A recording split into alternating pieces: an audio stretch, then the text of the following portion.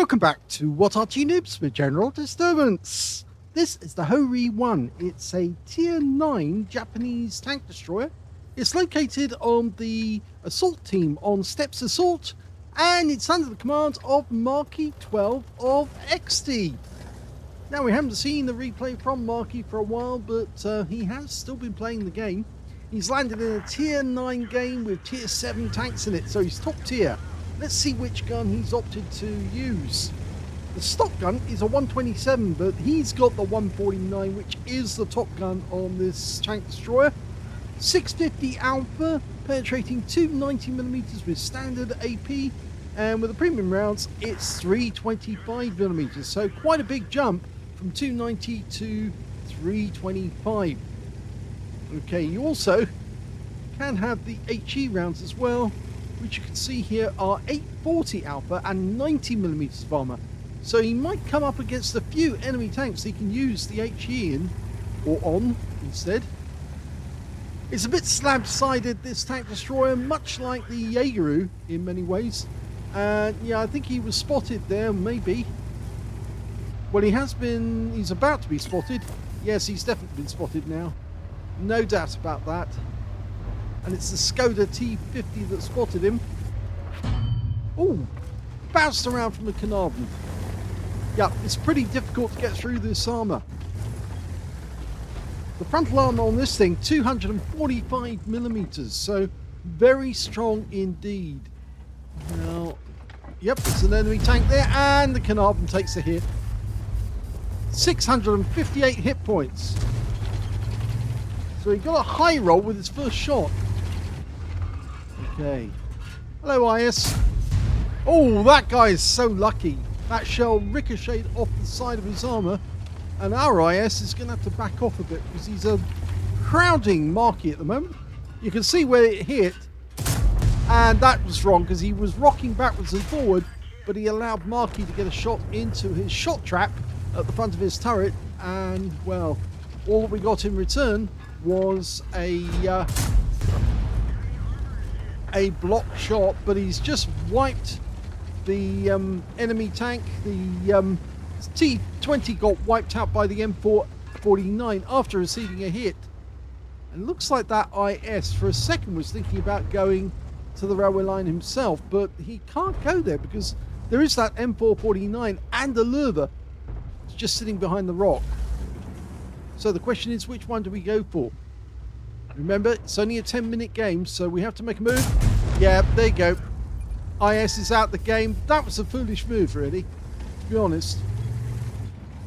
Now, if he does move up, there is a T30 on the enemy team. He's holding back at the moment. He's just behind the rocks to our left. Okay, Skoda T50. And the Carnarvon moving about. Skoda's moved behind the other rock to go back. I think we really need to push now. Yep, because the others are pushing. He's reluctant to go because he knows that they're going to focus on him, seeing as he's tier 9.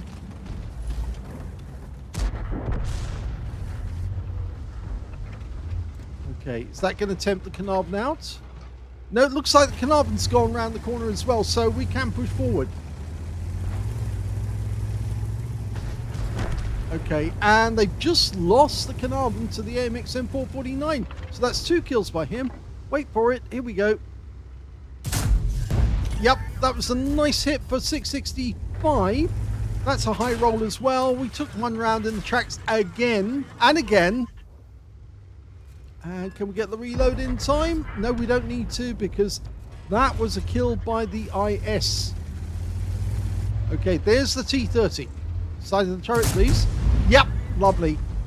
Only 547 off that one, so it's a low roll. Okay, this guy here in the Tiger 2 is probably going to be a bit anxious right now. And now he's very anxious because he just lost the high roll for 672. And now, I think we're on 20%, or at least we're getting close to it. Okay, T30, front plate. Yeah, he's out the game. He did manage to get a pen on us for 816, Well, he does have a 15 centimeter gun, and actually he did damage the engine as well. It's not good, but the Tiger 2 is out the game as well, and that's our third kill. Yeah, so we've got a damaged engine, and we're going to have to wait until our repair kit gets cooldown before we can move out. Yep, we're getting support, and we need it, because we're quite slow. The Lurver's decided that he wants to go ahead, but actually I think that's a bit, that's a bad move by him. The problem is Marky can't go forward while he's got a damaged engine. You can see where the shell actually went straight through the front of the vehicle. 155mm round straight through the engine as well. I mean, it's okay that the crew survived, but the engine's more likely going to give out altogether. If he gets hit again, he will probably have a fire, and that will be the end of him. Only a few more seconds to go. Oh, he's fixed his... he's used his repair kit already. Oh, he's fixed his engine. Okay, so now he's okay. Now, I think he's going to let the tanks go whilst he goes up here and uses the bushes to shoot at the enemy. So if they try to shoot at his teammates, he'll get revenge for them. Standard reload for this tank gun is 14.86 seconds. Marky's got 12.74. I think he's going to clear the way by putting a round through those bushes. Yep, pulls back to use the bush mechanic and didn't fire. Now he did, and he didn't hit anything. We're only one tank up on the enemy at the moment, and we just spotted enemy tanks down the south. It's a VK. They have a VK-4502 down there. We can't hit the char. Our T-25-2's down in the gully. Oh, he's got the char. That's good. In fact, it was our Char Future 4 that got the kill on their Char Future 4, and he got it from the other end of the map. Oh, lovely shot through the top of the turret there. We did get spotted though, because we were way too close to the bush. But he's going to stay here until he's reloaded. There's only 6 enemy tanks left, but there's only 2 minutes 45 seconds left on the game, and they're going to defend incredibly hard. Now, our Char Future 4 is getting very, very close. We need to back them up, otherwise he's going to die. Okay, can we spot some enemy? Well, our Char Future 4 did go down to the Tiger 2 on the enemy team. We need that Tiger down there to back up. I suppose if some of our guys went down the line, got a T-25-2 over on the right side. No, we need to push now. We do need to push. We're leaving it too late. Yep, they're leaving it too late. He's worried about getting shot in the side by that Striv S1, who supposedly is on that corner. But there's the 2-minute warning, and there's still 5 enemy tanks out there. And a lot of our tanks are still over on the east side of the map, and they haven't moved up. Now, can he get a shot? No, he can't. Oh, yes, he can now. But he's not fully dialed in. Yes, he does get it. Takes out the Super Hellcat. That's 4 kills now left. Four kills by Marky. Now, just wait for that reload. There's still one Tiger 1 out there. Now would be a good time, I think, to cut straight across the field. You can see where the Striv is. He is behind that bush. Okay, let's take this guy out. And he gets him! Oh, I think he's certainly on a high caliber now. So, yeah, he really needs to move. That's the last minute. There's only 3 enemy tanks left. One of them over this side.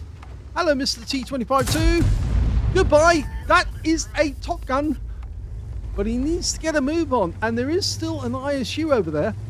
Yes, he is a one-shot for the ISU. Okay, he's going to go for the Tiger instead. And he gets him! 7 kills.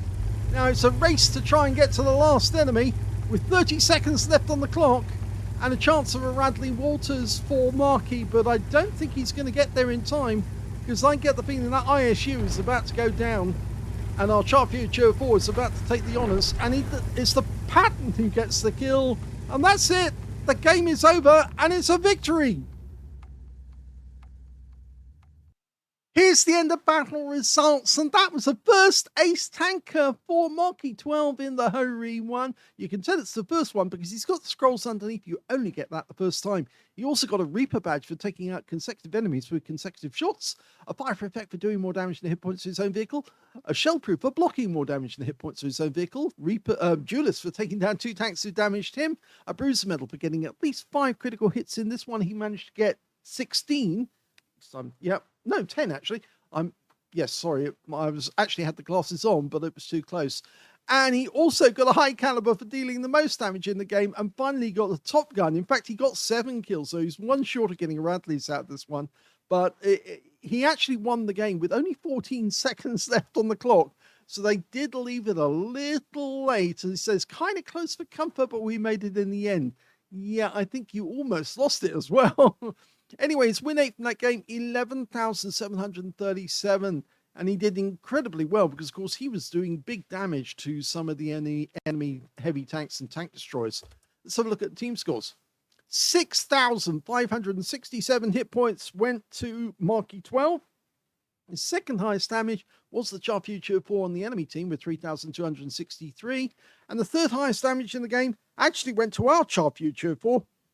2,411 hit points of damage went to him. When it came to kills, Markey got that one as well. 7 kills to him, 2 kills to the M46 Patton on our team and that AMX M449. On the enemy team, their Chart Future 4, their Striv S1 and their T25-2 all managed 2 kills apiece as well. And when it came to base XP, Markey was the only one who managed to get over 1,000 in that game, 1,512 to him. Next highest scorer was the Lurver with 889. And the third one was the Chart Future 4 with 771. I think the Lurver was urging him to go down that line because I think he wanted Markey to act as the dummy that everybody was shoot into, especially the Striv S1, who would have just enjoyed plumping those 105mm rounds into Markey, whilst the Lurver cheered him on and used him as a basically mobile armor. Anyway, so he's got the top in all 3 columns on that game. 16 shots fired, 15 direct hits on the enemy, 14 penetrations, damage of 6,567 hit points, all of it, not all of it, no, actually 1,215 broke more than 300 meters. Those are the shots he was firing long range right across the field. 9 hits received, 2 of them penetrated, one of those from the T30 did a lot of damage, and 7 non-penetrations. 1,870 hit points of damage blocked by armor. He spotted 2 enemy vehicles, damaged 11 of the enemy, killed 7, did 671 hit points of damage assistance. Now, he did earn a profit from this game on a premium count, 92,869 credits, but he did get a 55,000 mission completion out of that one as well. And he got 25 bonds, and on top of that, he got 4,536 experience points. But yes, I think it was left a little too close to the wire. Maybe it was the Lurver who should have actually gone first, not Markey, to try and attack the enemy camp. But they were all so reluctant to move until Markey had exercised his very, very big gun to take out the Striv S1 and some of the other tanks that were a real threat to them winning at the other end of the field.